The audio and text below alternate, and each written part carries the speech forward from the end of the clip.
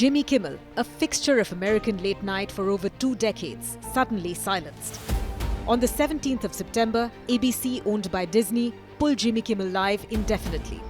The decision came hours before taping, stunning staff, guests en route the Hollywood studio, and an audience already lined up outside.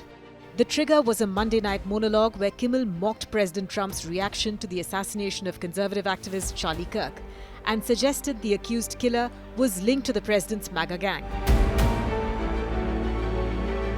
Behind the abrupt move was a perfect storm of political and corporate pressure.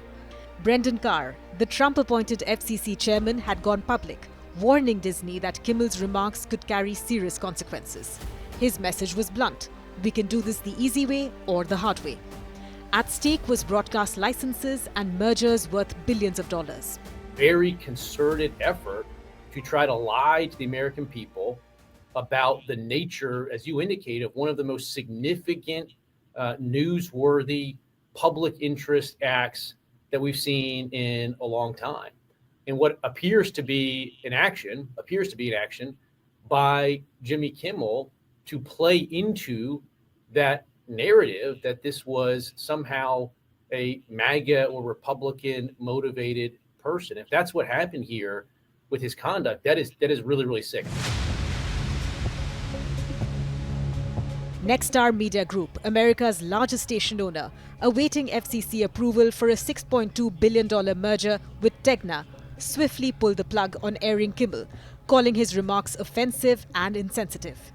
Sinclair Broadcast Group followed, effectively cutting Kimmel off from vast swathes of American households.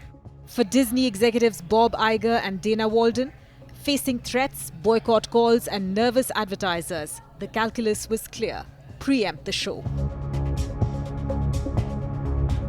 Carr's role is at the heart of this storm. Unlike his predecessors, he has openly targeted what he sees as liberal media bias.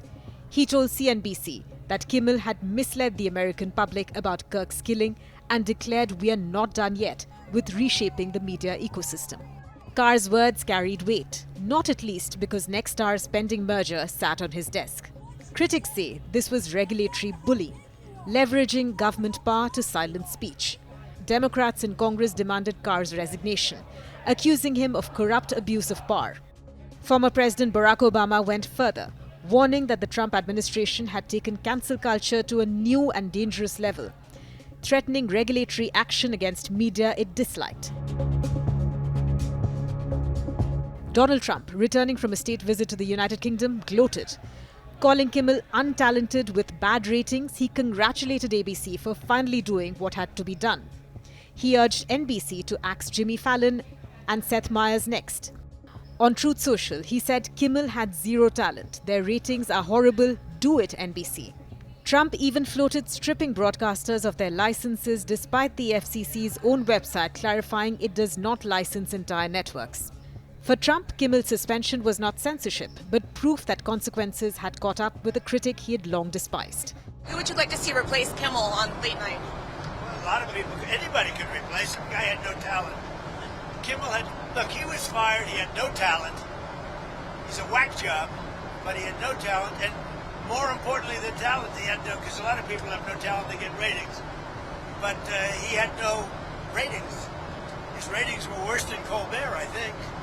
They got rid of Colbert, which was a good thing to do. And look, that's something that should be talked about for licensing too. When you have a network and you have evening shows and all they do is hit Trump, that's all they do. If you go back, I guess they haven't had a conservative on in years or something, somebody said. But when you go back and you take a look, all they do is hit Trump. They're licensed. They're not allowed to do that. They're an arm of the Democrat Party. If Trump was celebrating, Hollywood was reeling.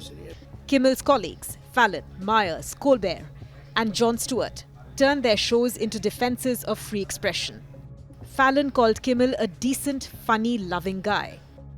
Myers joked that any negative remarks he had made about Trump must have been AI-generated, before warning it was a big moment in our democracy. Colbert said, "Tonight we are all Jimmy Kimmel," branding the suspension blatant censorship. Stewart satirized the situation with a government-approved parody of his own show. But was Kimmel's free speech actually violated? Legally, the First Amendment bars government coercion of private actors to silence speech. If ABC pulled Kimmel purely for business reasons, it's within its rights. But if Disney acted under FCC threats, that could amount to unconstitutional government interference. Courts have drawn this line before. The state cannot create a system of informal censorship by pressuring private entities. Still, proving coercion is notoriously hard. ABC has its own speech rights. Even if Kimmel sues, winning would be uphill and reinstating his show unlikely. For now, his staff and Hollywood insiders are left in limbo, wondering whether this suspension is a pause or the quiet death of another sharp late-night voice.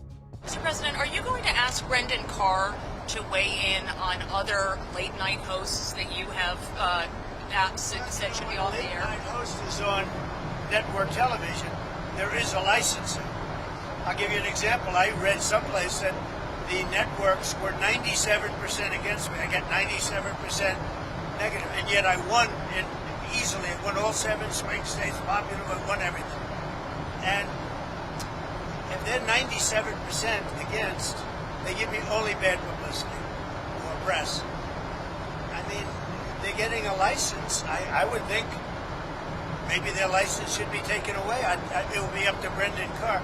I think Brendan Carr is outstanding. He's a patriot. He loves our country, and he's a tough guy. So we'll have to see. Free speech issue. When you think about this, 97% of the stories are opposed to me, and yet I win easily the election. It's pretty amazing when you think of it. That shows they have no credibility. Kimmel's case is about far more than one comedian. It exposes how regulatory power, corporate caution, and political intimidation can converge to muzzle dissent.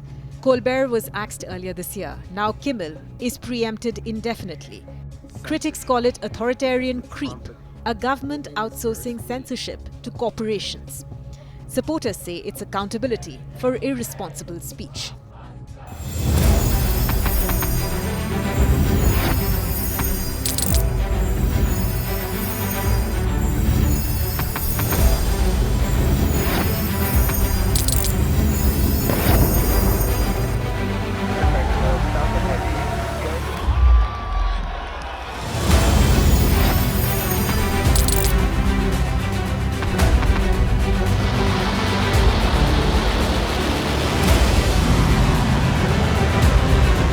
Been fighting so long and so hard that they don't know what the they're doing.